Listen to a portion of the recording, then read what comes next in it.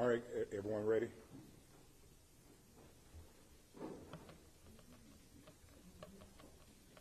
Great afternoon.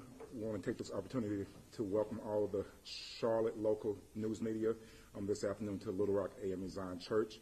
Thank you for thanking it not robbery to come and join this family and attorney Shanquella Robinson. And on behalf of Pastor Walker, the family, we say thank you to Pastor Walker and the Little Rock AME Zion Church for opening up your doors and allowing this to take place this afternoon. I am Mario Black, founder of Million Youth March of Charlotte and Salisbury, and we want to go ahead and get started with this afternoon. I'm going to bring up attorney Shanquella Robinson. Okay, everybody, thank you again. Thank you, Mario. Thank you for having us, Pastor. We really, truly appreciate it. We're here today.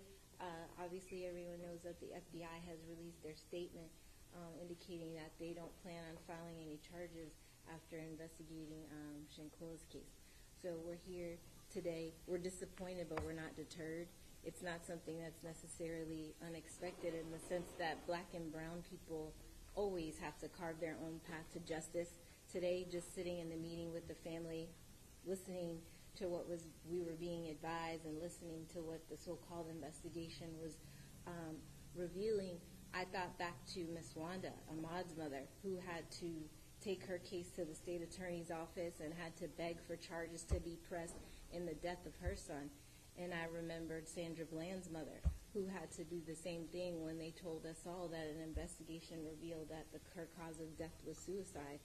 And I think most about in Shanquella's case, because her attack was captured on video, and now we're being told that there isn't going to be an arrest, or there aren't going to be any charges brought. It reminds me of George Floyd and how we were told that while we were watching with our own eyes Derek Chauvin putting his knee on his neck for 8 minutes and 46 seconds, we were being told that he was having a heart attack and that he was suffering from a drug overdose. So while we're here disappointed, we're not deterred. We're going to continue to press on. We're going to continue to demand that there's a high level of diplomatic intervention in this case, that if the U.S. authorities are now again telling us, oh, well, it's back on Mexico because Mexican authorities have to do something, we don't have a problem with that. We know that we have to carve our own path to justice, and we've been doing that from the very beginning.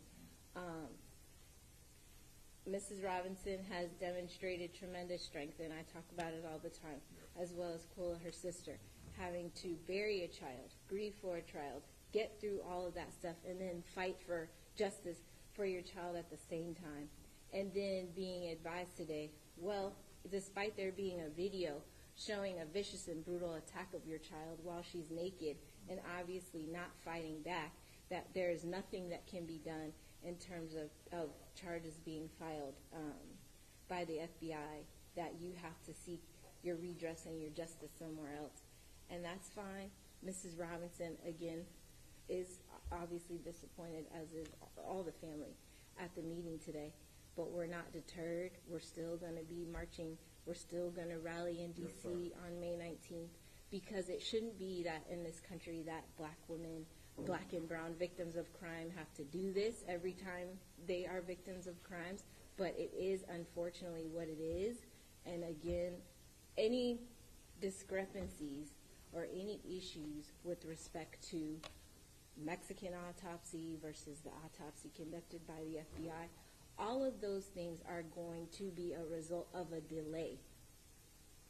And now we're witnessing the result of a delay, which is why there was always a concern, which is why I always say this is the people's case, this is the people's movement that said, hey, there's no reason why a black woman should go on vacation with her friends, be returned to her family in a box, and nothing be done for 5 months, that the FBI be permitted to sit on their hands, that they be permitted to say, we're working, because justice delayed can be justice denied. We all know that and have seen it time and time again.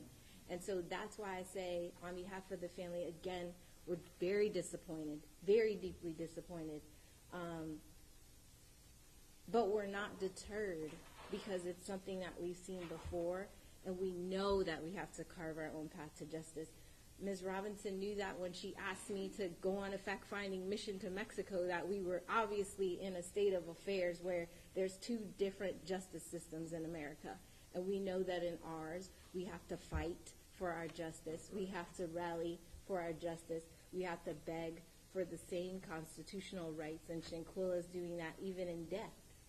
Even in death, she's having to fight for her rights as a U.S. citizen, as a victim of a crime. The U.S. authorities have to understand and have to know that even if for them it's not about Shanquella, that United States citizens cannot go to Mexico, commit a crime that we all saw on a video, and then come back to America and say, we're on base, we're safe, we're not going to be charged with a crime. That cannot be the message that the U.S. authorities want to send. So again, discrepancies caused or discrepancies in the autopsy results between Mexican authorities that we've all been discussing, unfortunately, and not being discussed by the right individuals, have all been caused by delays. If it had been taken serious from the very beginning, if the internet and the people and social media didn't have to create the movement behind the case, and the authorities would have gotten involved the minute the video surfaced, there wouldn't have been a delay. There would have been immediate statements taken from the individuals involved. There would have been time to take an immediate autopsy of the body before it was embalmed. All of those things would have been done, but because it was the death of a young, black, beautiful, brilliant, educated woman who was on vacation, justice was delayed. There was no investigation done. It was not taken seriously until the people had to say, hey, we're not going to accept that this is just what it is. This can't be just what it is. We see with our own eyes an attack, an assault, a crime happening, and nothing's being done. That came from you all. That came from the people saying, we demand answers. And today we actually ended up with way more questions than answers. And so that's why I'm determined and fully aware, and the team, Ben Crump, Tanika Mallory, Until Freedom, Mario Black, all of us, we stand with this family, and we're going to stand with this family till the very end. And we're going to be in Washington, and we're going to rally because we understand, unfortunately, what the job is, what the work is, and that we have to carve our own path to justice in these cases. And we've seen it time and time again, and I've said it in other press conferences. I would like to be put out of this line of business. I don't want to be here on behalf of another beautiful black family begging for dignity and respect and basic constitutional rights. I don't want to be doing those things, but that is what it is right now. We have two separate justice systems where one is, if you're a victim of a crime and you look a certain way, it's going to be covered by the media. It's going to be resolved in a certain way. And then we have our cases where we have to have press conferences and rallies, and we have to beg the government to intervene. And that's not okay. And that's why it's the most important work of our time. And so we're disappointed. We're not deterred. We're pressing on. We absolutely will keep you guys updated on everything that we're doing, but we're definitely pushing toward the 200th day to be in D.C. We hope that everyone can join us, because the message cannot be that U.S. citizens can go overseas and commit crimes against other U.S. citizens and come back and say that they're on base, that they're safe, that they're not going to be arrested, that there's going to be such a delay in the investigation that the evidence will have time to dissipate and they'll have time to change their stories or work on the evidence. That can't be the message, because this is the land of the free and the home of the brave, and we have U.S. constitutional rights, and there's victims' rights, and we're going to fight for that. We're going to fight for that whether the victim of the crime is Shanquella or whether it's any black woman. We're going to fight for that because it's deserved. It's our right as U.S. citizens. So I'll have, do you want to speak? Okay. Do you want to speak? Okay. So I can take questions. You mentioned a delay. Is there any kind of evidence you can share that Sure. I said there was a delay, meaning that the video was released on November 16th.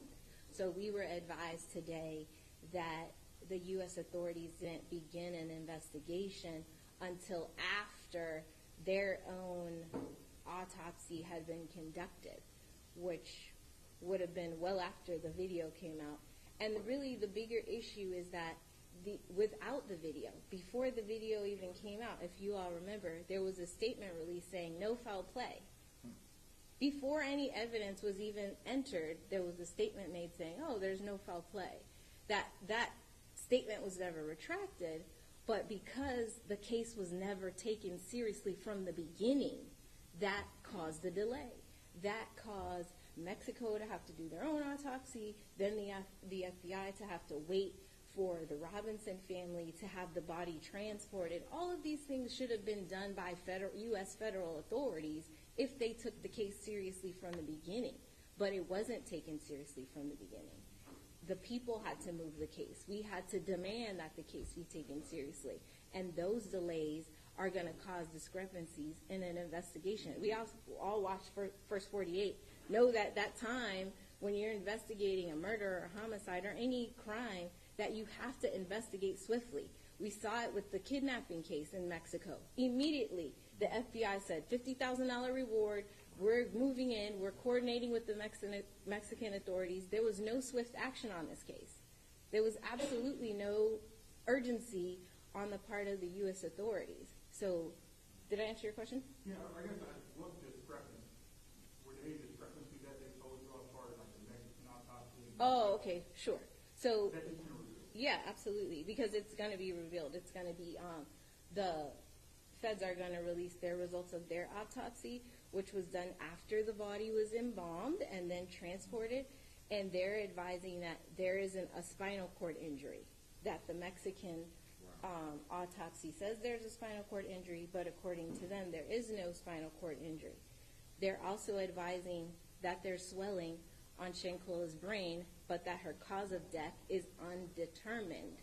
So to me, if you are in an investigation, how are you closing an investigation on a case where the cause of death is undetermined, but we all have seen a video showing a brutal attack?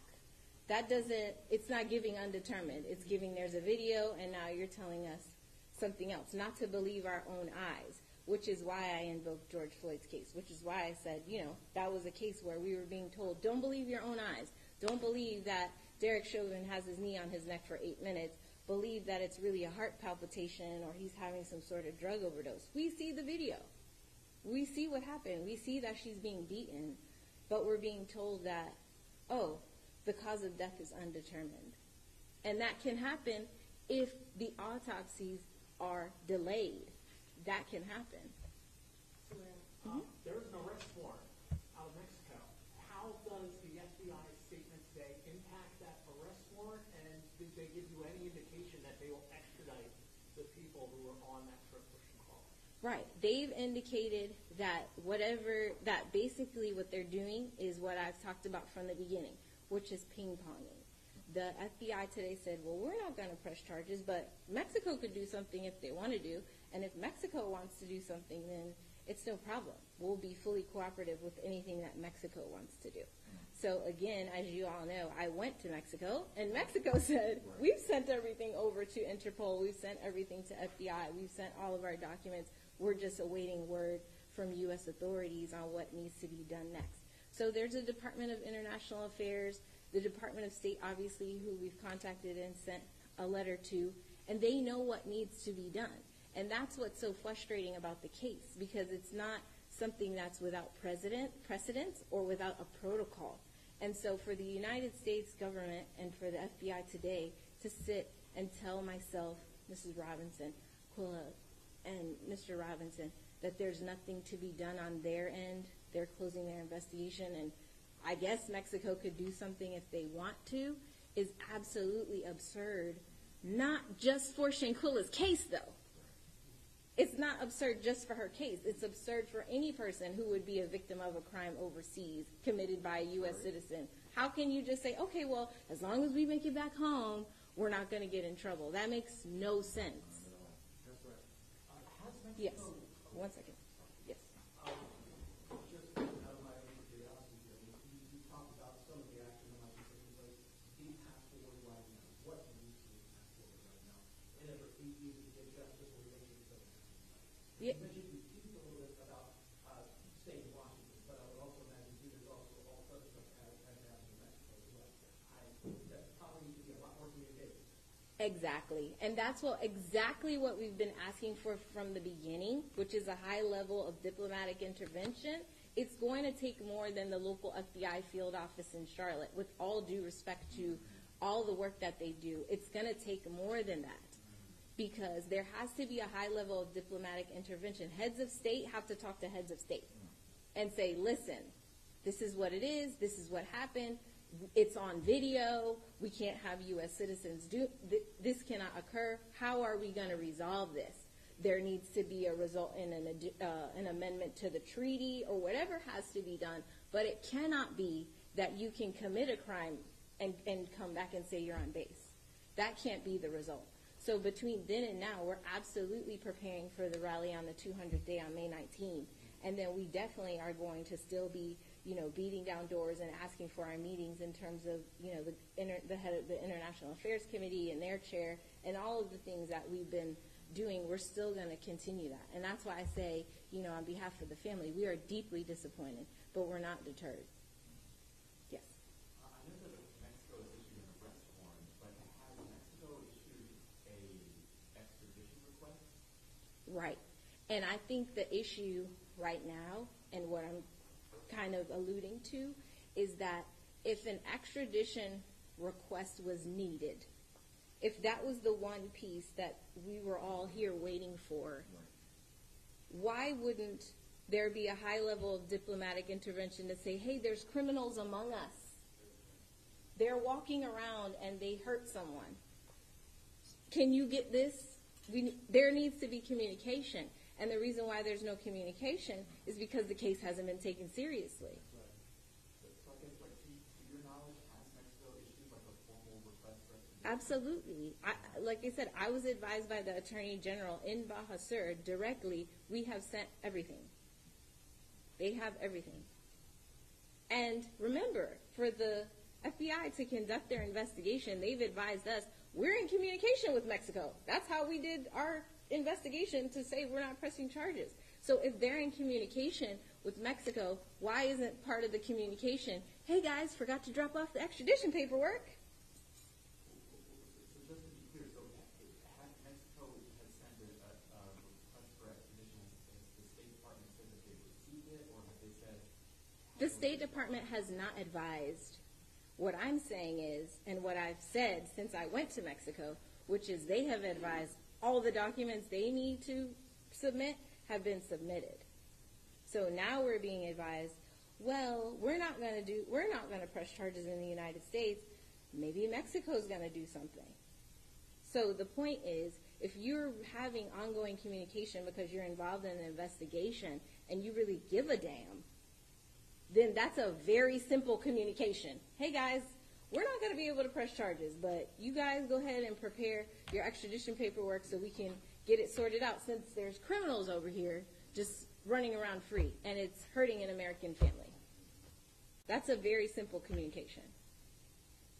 Prior to the update that went out this afternoon, what was the last communication that you had with the U.S. Attorney's Office regarding this case? The U.S. Attorney's Office in Mexico? And the U.S. We were not communicating with the U.S. Attorney's Office in the United States. We were communicating with the FBI and the State Department. And what was the most recent update you had gotten on the case prior to the one that was released? Oh, we were all getting the same update, which is we were investigating. Yeah, for the last 5 months. I know the last time we spoke, you mentioned that you were meeting with White House officials last week, or I believe the April 3rd. Did that meeting happen? What happened in that case? And then from the FBI, trying to get more clarity, what are they saying they need, or what is the thing that they're saying are missing? If they're saying, let's go and press charges, we can move on, whatever, but an extradition request has been filed, an arrest warrant has been filed, what are they saying is the missing piece so they can Okay, so two questions. Right. We are still going to White House, and we are still moving towards that, because our belief has always been from the beginning that it's always going to be bigger than the local feds in Charlotte, that it's going to take a high level of diplomatic intervention because heads of state have to talk to heads of state. That's just the bottom line. It's a transnational criminal case, and so it's going to take a little bit more, especially because it involves one of us.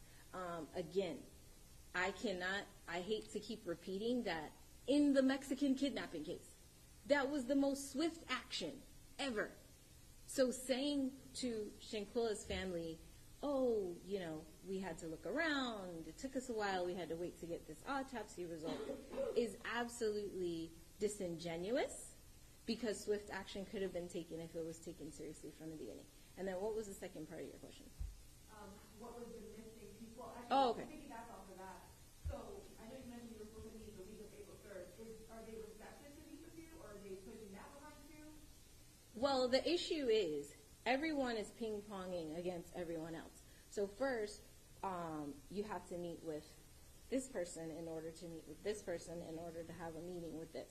So we have now completed this piece, which again, we're disappointed by what was said today, but we're not deterred. So that's what I'm saying. We're continuing on the same path to the rally on May 19th and to have meetings with heads of state. So you met with FBI in Charlotte today. Talk to me a little bit more about that meeting, and then what do they think is the missing piece so that they can move forward? Because I know the acquisition request has been put. Okay, so there is not a missing piece. So I don't want there to be a narrative saying that there's a missing piece. There's no missing piece. There's a video. Her cause of death is currently undetermined, and they've advised, based on their own autopsy, that they cannot determine a cause of death for Shanquella. Her autopsy that took place in the United States was done after her body was embalmed, which means that there was a delay, obviously. There's an undetermined cause of death and a video showing her being beaten. So you tell me what the missing piece is. Well, I guess the question is, so if Mexican authorities are saying, hey, here are all the paperwork, requests and so forth, so what would be necessary for them to actually extradite someone? So I unfortunately am not able to be present for the supposed conversations between Mexican authorities and United States authorities on this particular case, right? I can only say what I was advised. So the Mexican authorities are saying to me, hey, listen, we don't mind giving you our investigative packet. Here it is. This is exactly the documentation that we've already sent to Interpol and the FBI. So then the FBI says, we could do something if Mexico would do something. But do you see how all that does is just create more delay and create all of this, that we have to be here today? That all it would take is for someone at a high level to intervene and say, hey guys, it's an international murder investigation. Let's figure out what needs to be done. If there has to be a meeting, if I need to get on a plane, if I have to go there, if we have to do a Zoom, whatever it is. You'd think on a transnational criminal case that would affect tourism in Mexico, that would affect criminal law, obviously, in the United States in terms of not deterring people from going overseas to commit crimes and then returning back to the United States, that somebody could figure out how to have a meeting for them to communicate. And not to mention the fact that it's being represented to us that there is some sort of communication, because there was communication and documents exchanged for the FBI here to investigate. So it's not that they're saying we don't have communication. So if the missing piece is a document, right? Just like we can talk about it and say, hey, the missing piece is a document, so can they. And they should be. And if they were taking serious, they would have those documents in place. Yes. Can you talk a little bit about the person that the Mexican authorities has the arrest warrant for, the person's name, and how they were involved? If it's a friend, a former friend. There is a name that is out there, but I don't know if you've talked to Mexican authorities about that name and that arrest warrant. Or you need to talk about that person that they want arrested? talk about the person. The arrest warrant. There's a name that's out there, Mm-hmm. and I don't know if you could say the person's name of the arrest warrant and the person that they want extradited. Okay. So I've said it before, it's not a secret. The Mexican authorities have already identified in their investigation, based on the identification of the aggressor in the video that we all saw, they identified Dejanay Jackson as the aggressor in the case. Yes, Is civil action a possibility? certainly. And another follow-up, did the FBI give you any indication if they interviewed any of the people who were on that termination clause? Right. And they did advise that there were interviews conducted. And that's why I say any discrepancies, and I can speak plainly because at this point it's why. If you wait till 5 months after someone committed a crime, I'm not a trained investigator, but I would imagine that the people would have time, if they were involved, allegedly, in a crime, they would have the opportunity and time and space to delete text messages if that's what they wanted to do, to talk to each other about the case, which is why, generally speaking, in investigations, once you know there's an issue, you immediately and swiftly investigate to prevent delays that would prevent discrepancies, that would prevent justice from being served. And so that's why it's so disheartening that the U.S. authorities allowed there to be such a delay in this case. Yes. I'll take that off their question. Sure. It's possible, I mean, lawsuit is not out of the realm of possibility, but a lawsuit, especially a civil suit, would create some sort of discovery and potentially knowing what documents were received and what documents were not received. And is your belief, or is it a mission to find out exactly where the ball was dropped? Because I'm getting the picture of you, you're feeling like the ball was dropped, but it's not the ball was dropped. There was certainly a lot of bureaucrats that there is a lot of bureaucrats that you kind of need to send it.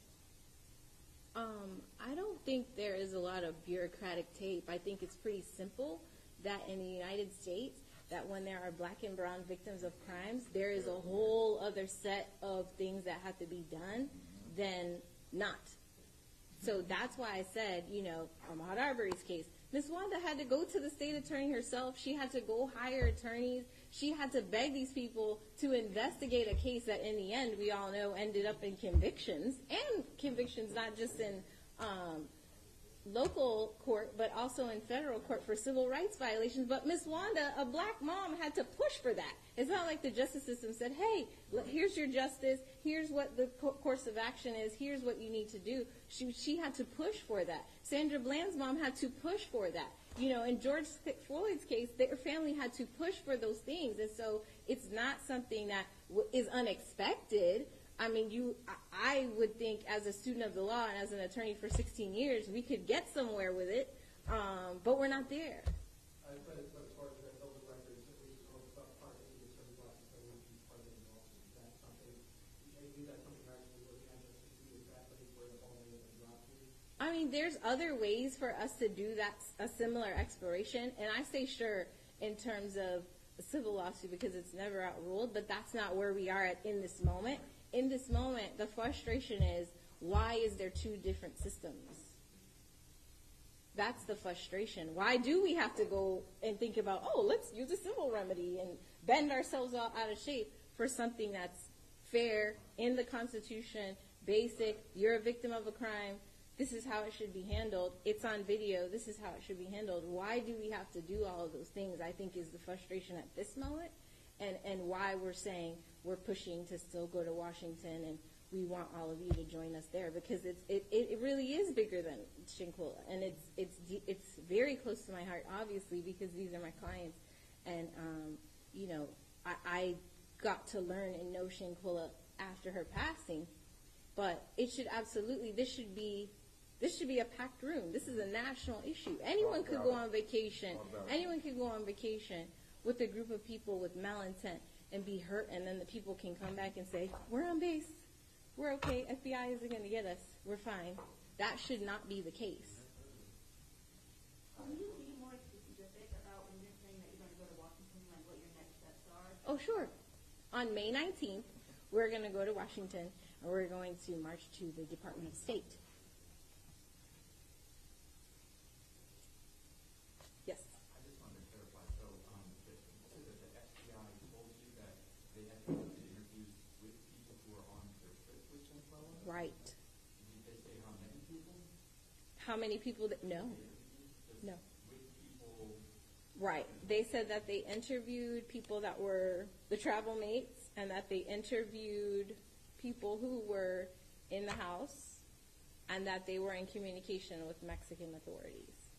Which is why I say, well, if you're in communication with them and there's an error in the process, like they're having a problem, like they say, okay, well, we can't bring an investigation because X, Y, Z, right? Whatever they put into their inputs can't give the output that we're requesting, then they should be able to have that conversation. And were there any other pieces of the investigation beyond the autopsy and the interviews with people who were, I guess, on the trip that the FBI was supposed to do? Not that we were advised of. So the investigation kind of comprised of those two pieces? Yeah. It comprised of them doing the autopsy after the body had already been embalmed, and they advised that they spoke to witnesses. So that's all we got. Yes. Blog, I'm one of the bloggers that's covering the case. Oh, okay. What can we do to help in this case?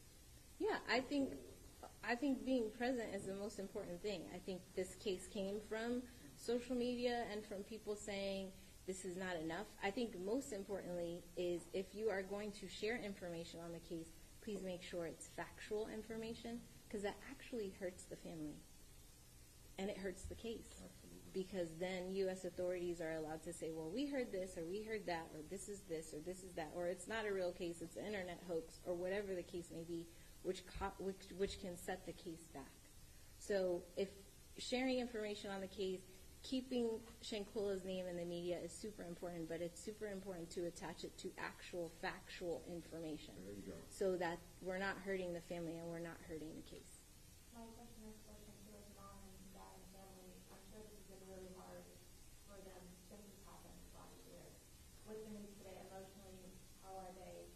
Are they having a hard time? Are they worried about their emotional state and everything that kind of goes through after grieving for their daughter and now pushing for justice?